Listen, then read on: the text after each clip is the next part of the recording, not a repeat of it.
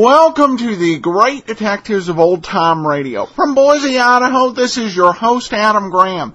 Got a comment? Email me, box13@greatdetectives.net. Cast your vote for the show on Podcast Alley, podcastalley.greatdetectives.net. And you can become a fan of the show on Facebook, facebook.greatdetectives.net. Not a whole lot to say before we get into today's episode. I'll let George do it.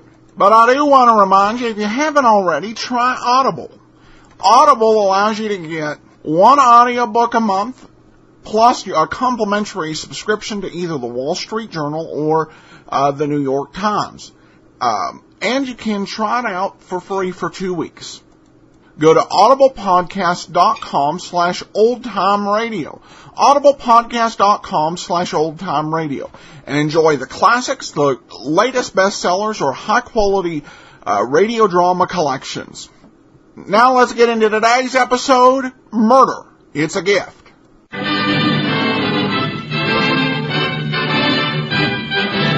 Standard of California, on behalf of independent Chevron gas stations and standard stations throughout the West, invites you to Let George Do It. Murder, It's a Gift. Another adventure of George Valentine. Personal notice, danger's my stock and trade. If you're ready to throw in the sponge without giving the deal another whirl, you got a job for me, George Valentine. Write full details.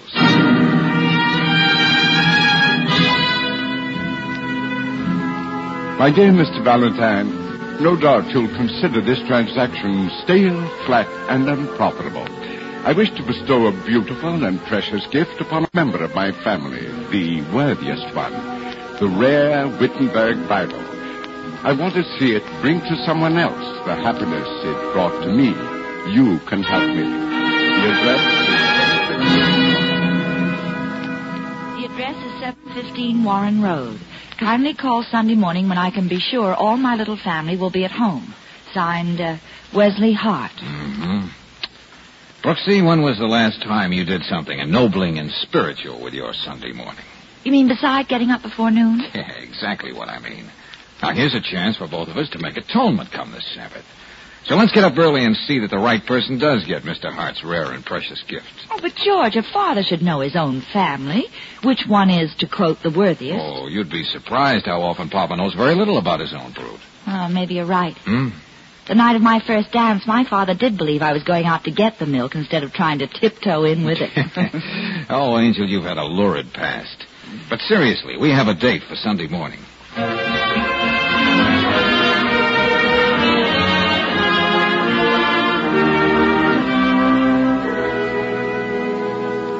Mr. Valentine, most people like to leave what they consider their fortune in a will, to be used only after they die. That's the usual routine, Mr. Hart, yeah. Well, I'm going to be different. Here, sit down, Miss Brooks. Sit down. Oh, thank you. Just how are you going to be different, Mr. Hart? I'm going to give someone my only treasured possession while I'm still alive, so I can see him enjoy it. Oh, that's a pretty fine notion. I believe you're a better citizen on earth if you don't wait for your citizenship in heaven. Again, a happy notion, but... About this valuable Wittenberg Bible of yours, doesn't your family know it's going to be left to them? Not to which one, and not that I'm going to leave it to him right now. Oh. That's why I wrote to you, Mr. Valentine. I want you to investigate each one of them, look into their pasts. What's that? Well, now, surely in your own family you ought to know enough about... Early again this morning. I need some black coffee, Pops, and fast. What's the matter, son? You seem nervous. I wonder why. I can always run 50 balls in a game of straight pool, but last night my hands were shaking. And just when it would have really paid off. Now, Sam, you shouldn't take your recreation so seriously. It's only a game of billiards. Only a game of... Oh, sure, yeah. Oh, Sam, these are two friends of mine. They'll probably be staying here with us. Oh, but Sam, really... Well, that's swell, Pops. If you can't get any food here before 10 o'clock, I'd better go in the kitchen and see if I can't make Edie give me some coffee. Yeah, you'd better do that, fella. If you expect to maneuver any ham and eggs to your mouth. What's that, mister? Just an observation. Oh. Well, most like that leave me cold so early in the morning. Where are you rushing off, Sam? You're your usual self, aren't you? Oh, that's called a wonderful girl. You couldn't ask for a finer daughter. You came in even later than I did. Who was it? Make the grade? As a matter of fact, well, at least I have you three for an audience. Oh, Cora, these are two friends of mine. They'll probably be staying here with us. Hello, Well, I Cora. don't... How delightful. Is there anybody interested in the fast-talking gentleman who tried to convince me that under my strict and starchy nurse's uniform there beats a feminine heart? Oh, I'd love to hear all about it. As long as it's in the family. Cora's a nurse, you know. She spends all her life trying to take care of people. Thank you, Pops. Anyway, this Casanova I was out with last night was the subtle type. He didn't just talk about fur coats and bracelets and stuff like that. He actually had them with him. He was so amazed I don't play that way, Pops. Good girl, Cora. See you at breakfast. Well, it's quite a family you've got here, Mr. Hart. Yes, aren't they? Breakfast is ready, Mr. Hart. Oh, Miss Purdy, these are the two friends I told you about. Let's not go through that again, Brooks. Well, there's room for them at the table. Now let's not waste any more time. Oh, of course. I know when you run a boarding house, everything must be on a schedule. Boarding house. You know, I don't consider it that, Mr. Hart. You and the others are just paying guests. A proud woman, Miss Purdy. I always think of her as my sister, another member of my family, taking care of me when I'm not well, bringing me hot tea and... Hey, just a minute, Pops. Yes? A wayward thought just occurred to me. If Miss Purdy, who runs this boarding house, is your sister, perhaps those other two characters are unrelated to you in the same way. Oh, did you think we were related by blood ties? Now, I wonder where we could have picked up that wild notion. I see what you mean, Miss Brooks. Oh, I'm not really related to any one of these people, but living with them for these last 3 years, sharing their hopes and frustrations, I've begun to think of them as my own flesh and blood. Oh, that's just fine. Perhaps that is hard to understand, young man, but when you're alone in the world and as old as I am, you sort of need that sense of belonging, of having a family. Oh, it's of course we understand. Yes, I guess we do. But look, Mr. Hart, if there is no family, maybe there's also no Wittenberg Bible. So maybe we ought to call this a Sunday morning excursion. Oh, no, I had the Bible. It's worth more than $20,000. I just had it appraised last week. Well, there aren't any more members of the family, are there, Mr. Hart? No, just these three. But, Mr. Valentine, you will do this for an old man, won't you? Well, Miss Purdy has 2 vacant rooms. You and Miss Brooks can stay on as boarders. Of course, I'll take care of them. Mr. Hart, please. Breakfast is served. All right, Doc, let's go in. I don't like to go to work on an empty stomach.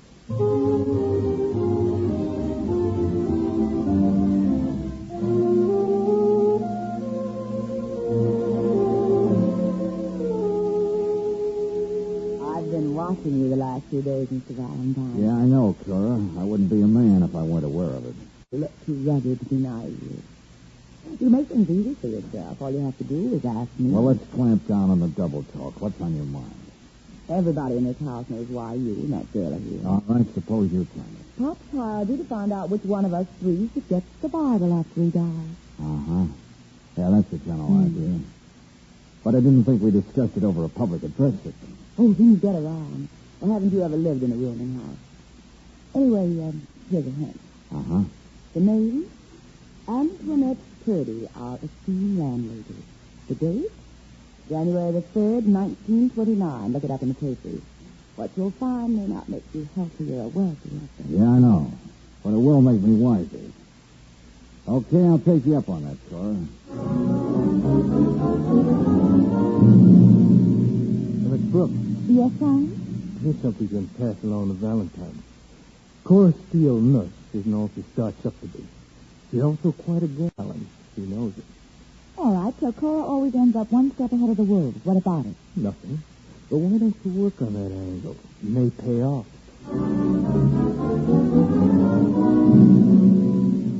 Mr. Valentine, one can't run a guest house without getting to know a great deal about one's guests. Yeah, I know what you mean, Miss Purdy. In your business and mine, it only makes good sense to keep your eyes and ears open. You never heard it from me, Mr. Valentine, but there's a parole officer downtown by the name of John Higgins. Why don't you talk to him about Sam Keith?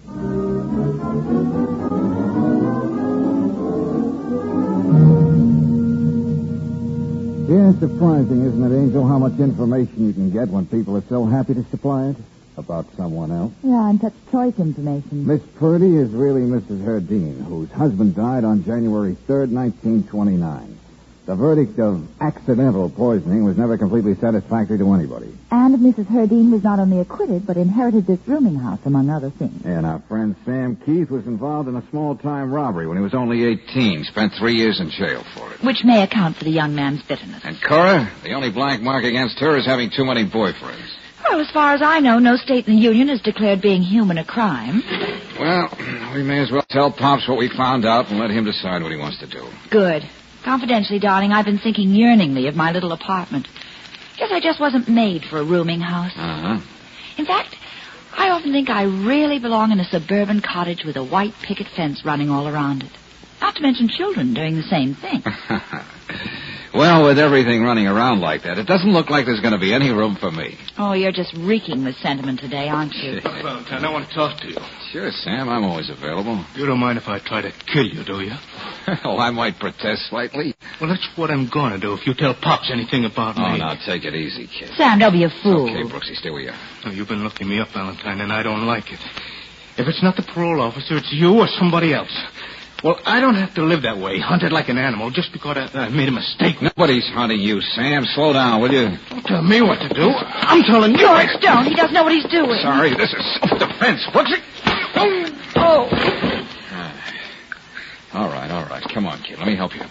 Get your hands off me. I didn't want to do that. You better put something on that chin. Don't pamper me, Bud. I know how to take care of myself. You better learn to do that, too, the next time.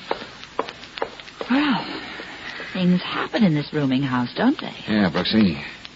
Hey, let's get through with the benevolent Mr. Hart before Miss Purdy decides to slip us a poisonous Mickey Finn so she can keep her secret.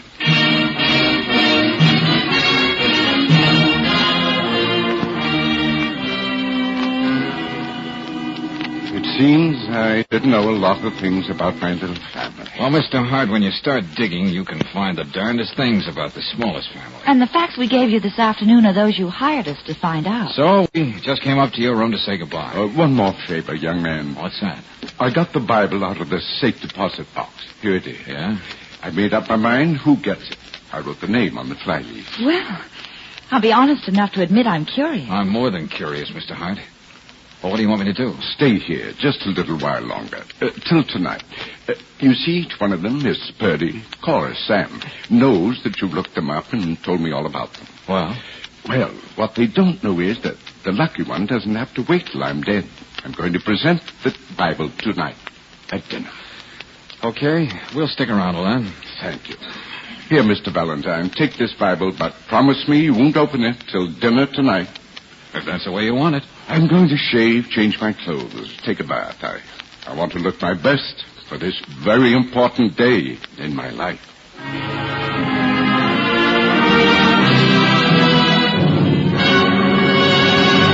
Valentine, get up here quick. Something's happened to Mr. Hart. What are you talking about, Sam? Come up here and see for yourself. He's dead. Dead? But how could he be? We just left him a little while ago. He's there in the bathtub, Valentine. Look at him. Lying there like that. Yeah, stay out here in the hall, Brooksy. Yes, George. I came in here to shave. I didn't know Pops was here. Then I saw him. Yeah, he's dead, brother, all right, dead. The one thing you don't want to be from the day you're born. But there's no sign of a struggle. And just 6 inches of water in the tub.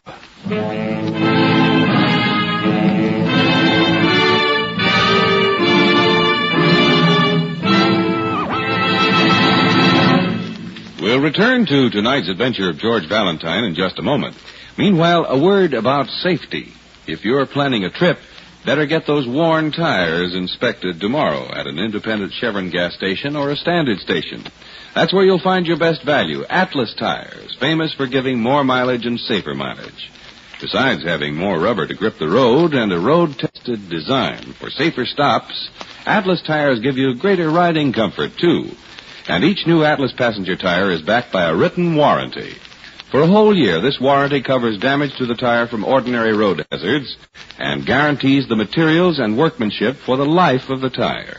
Best of all, your Atlas tire warranty is honored by 38,000 dealers coast to coast and in Canada 7 days a week. For safer, better driving, go on Atlas tires. And for expert tire care, rely on standard stations and independent Chevron gas stations where they say and mean, we'll take better care of your car.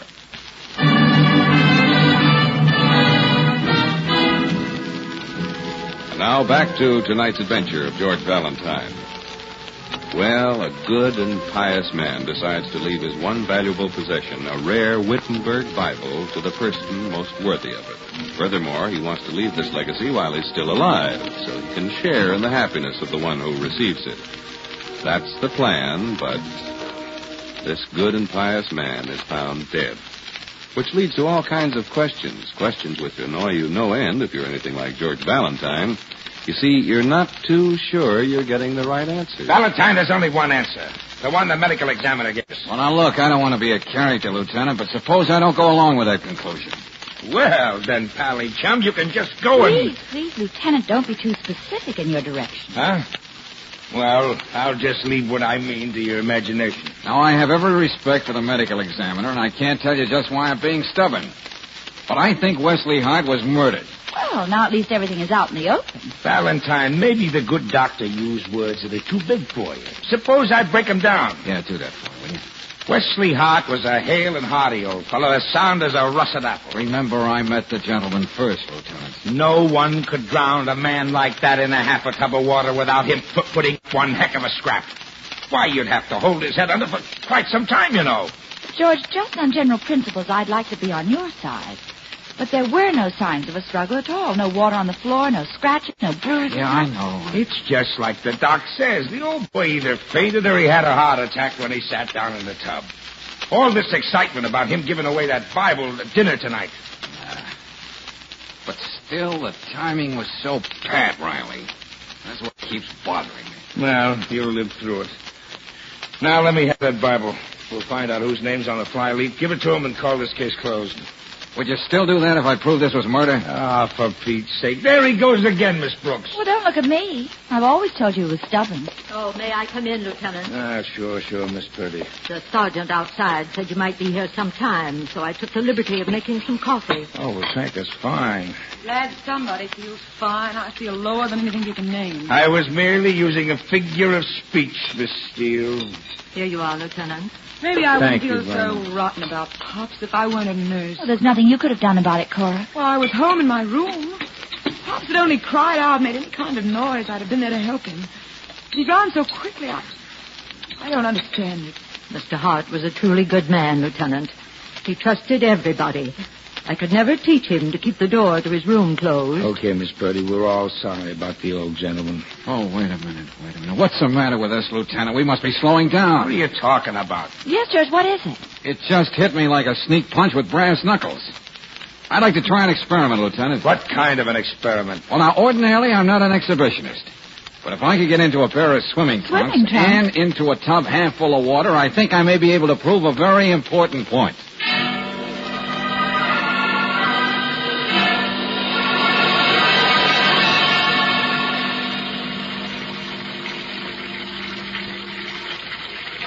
Okay, that does it.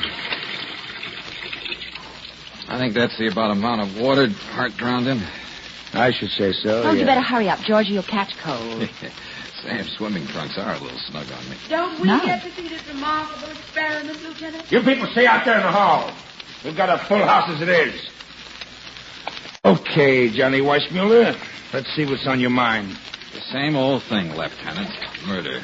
All right. Come on, let's see you drown yourself. Well, I gotta have some help, Lieutenant. Glad to oblige. Name your person. I think I could use Sam. Oh, Mr. Keith, will you come in here, please? What do you want with me? What's this supposed to prove? You don't mind cooperating with the law, do you, Sam? No, but I don't like being framed either. Mustn't be so suspicious, friend. I just want you to do a little job. Yeah? Yeah. Now, lean over the tub. That's right. I'll lie down like this. And when I give you the signal, pull my feet up suddenly with a jerk. Keep them up. This is a screwy. Do as you're told. Okay, now. Well, you can come out from under the water now, darling. Hey, what is this? Valentine, Put his feet down, you fool. He's out like a light. Here, come on, give me a hand. Give me a hand. Get him out of this tub. Hey, nurse, get in here and hurry up.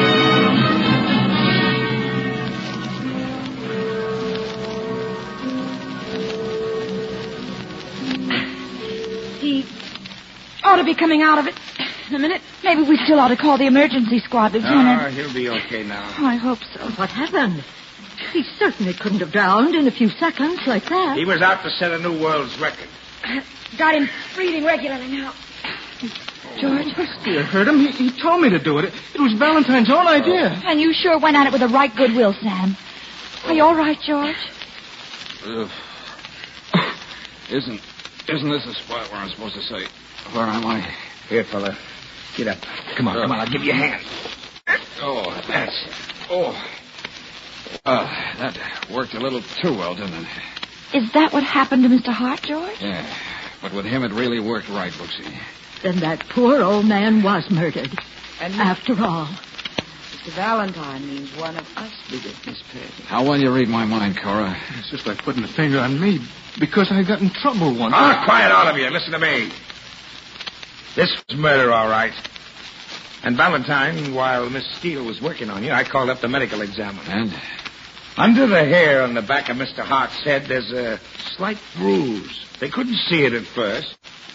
You've got an exact duplicate, Valentine, when you hit your head on the bottom of the tub. Okay, I'll take your word for it, Lieutenant. But that's not what knocked me out. What do you mean, George? It was the water suddenly rushing up my nostrils that knocked me out. Better than any left hook. Well, And if Sam continued to hold my feet up in the air a while longer, I would have drowned without making a sound. And without a struggle. Yeah.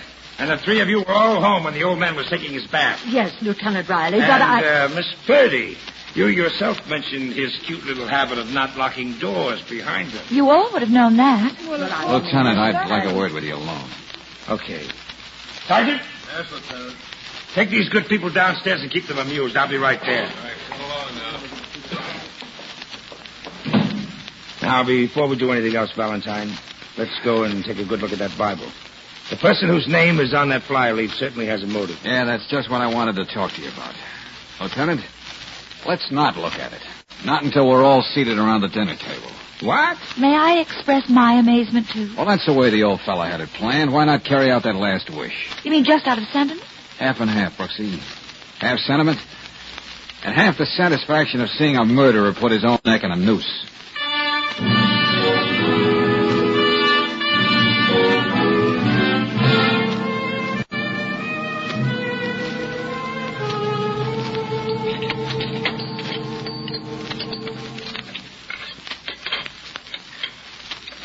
I can't say I'm enjoying this meal. Why, I think it's delicious, Cora. Compliments to the cook, Miss Purdy. hardly the time for light conversation, Miss Brooks. Sorry.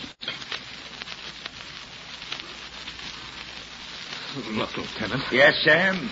You having trouble digesting your food, too? If you think you've got anything on me, do something about it. I've got a date. I want to leave. I think the pool room will still be there. Sit down. All right, folks, we can get to the point now. Thank you, but not too much.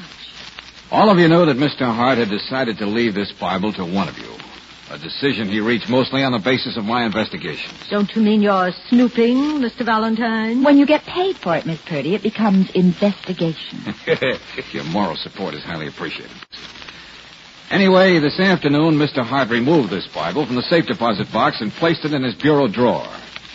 While he was taking his bath, you all had a chance to go in there and see whose name is on the flyleaf. Yeah, once again, the little matter of leaving doors open.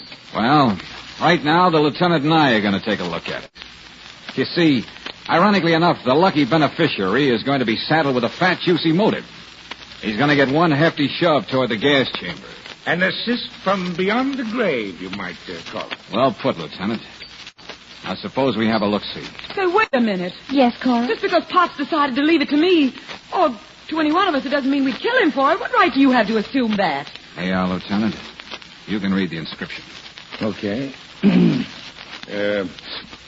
After careful thought, I give this Wittenberg Bible to the person for whom it can do the most good. I give it with all my love to Sam. That's not true. He'd never leave it to me. He knew all about me being in jail that time. You told him, Valentine. You found out all about me. Well, don't all of you look at me that way. I like the old guy, and I kind of think he liked me. Save it, Sam, save it. We'll have a lot of time to talk about that. If you're making the trip downtown, Lieutenant, why not take along the right person? What do you mean? I mean you, Cora. Me? Just what do you have against me, Mr. Valentine? Nobody could have seen that Bible today after I came home with cops. I never left it out of my sight. Well, what of it? But Cora was so sure it was left to her, she began to protest. A little too quickly and much too much. That's right. We didn't hear Miss Purdy or Sam say a word. You gave us the motive after all, Cora. Oh, really? You naturally thought the only one to whom Mr. Hart in all his saintliness would leave his precious Bible would be you.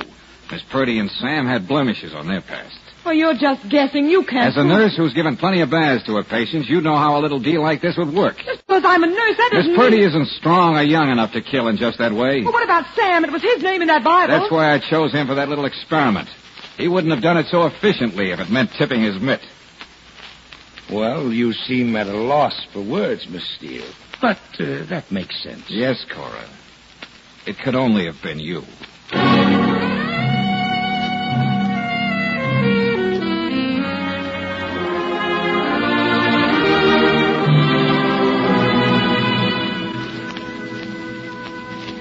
Hey, now, let me get this straight, Sam. This Wittenberg Bible is worth what most people would consider a small fortune. Just the same, Valentine, I'm not going to sell it. I'm just going to hang on to it.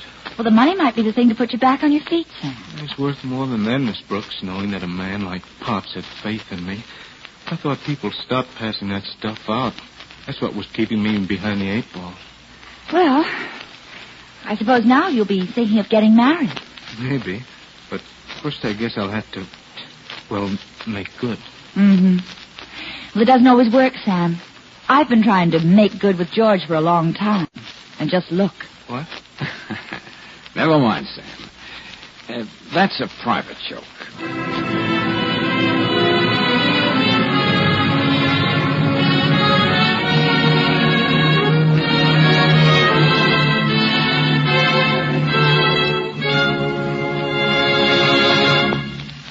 How many women drivers do you think there are in the West? 1 million? 2 million? Well, conservative estimates tell us there are 2.5 million in California alone. With so many women driving in western states, let's hear what one of them says about RPM motor oil. There's Mrs. Jerome Barline of Spokane, Washington, and she says, quote, I don't know much about cars, but I do know I haven't had to spend 1 cent for repairs since I started using RPM, unquote. Well, from that, I'd say Mrs. Barline knows plenty about car operation. Other users of compounded RPM motor oil say they have gone 7 and 8 years without engine repairs. That's not so surprising when you know that RPM actually fights off your car's worst enemy, internal engine rust. It stops carbon trouble, too, clings to engine hot spots, and prevents bearing corrosion. So why not give your car a new lease on life starting tomorrow? Get your crankcase drained and refilled with RPM motor oil at any standard station or independent Chevron gas station, where they say and mean, we'll take better care of your car.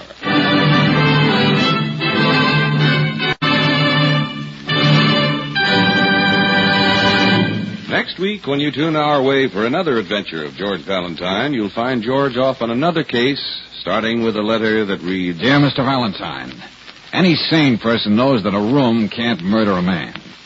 Yet after living in a certain room, I have a definite feeling that's what's going to happen to me. I need your help. So meet me at Farewell Lodge as soon as possible. Signed, Burton Hilliard. Next Monday night, another case for George Valentine. The Room That Killed.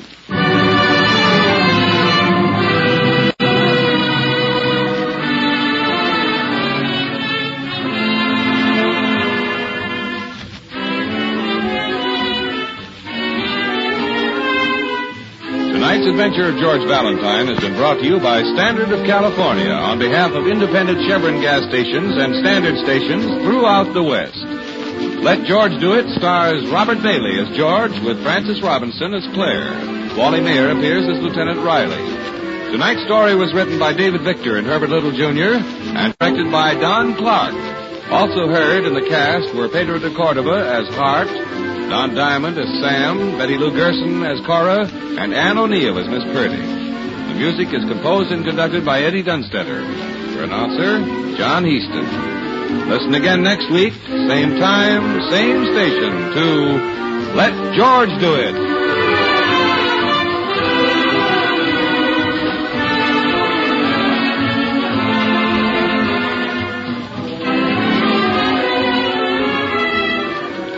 This is the Mutual Don Lee Broadcasting System.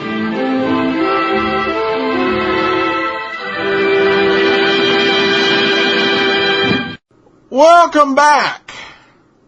Well, George, I have to say George may have gone a little bit far in proving the point, because basically I don't think he had clearly in his head a firm idea of how what he was doing had affected the man who had been killed.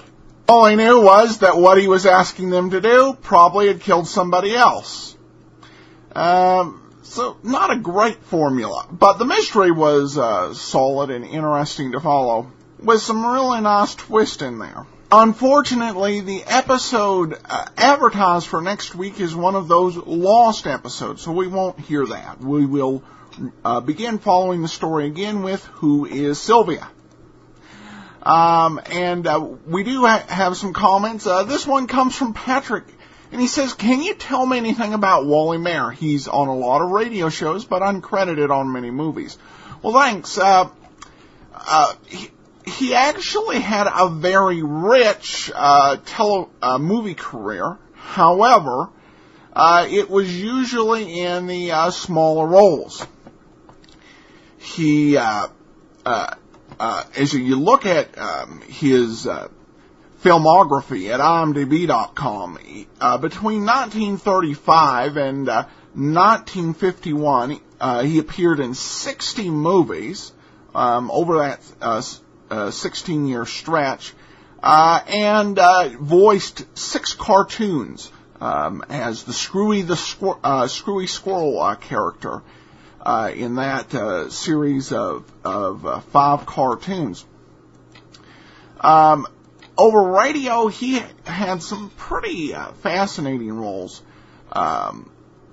He was the first Michael Shayne on the radio, and most people, if you've heard Michael Shayne, you're kind of used to a very hard-boiled, tough portrayal. His was a little more lighter, more in touch with the detective comedy feel of many radio shows of the first part of the 40s. And he was Archie Goodwin for one episode. There was Let George Do It, and of course his role on the lineup. And he was a native of Cincinnati, Ohio. So those are the basic information I have on him. One of those actors who the breadth of his talent may have stopped him from becoming well known by focusing on something like being an action star or a song and dance man. Patrick continues on to say, I forgot to mention this is my favorite podcast. You're keeping old-timer radio alive and well. I have no problem with your commentary. It is fun and informative, with great deal and interesting tidbits. Keep up the great work. Well, thanks. And another, just a simple one from Podcast Alley. Love the shows. And I encourage people to comment over at podcastalley.greatdetectives.net, even or to vote without commenting, to help us to climb even further this month. As well, you got any comments, email me, box13@greatdetectives.net. But we'll be back tomorrow with Sherlock Holmes. From Boise, Idaho, this is your host, Adam Graham, signing off.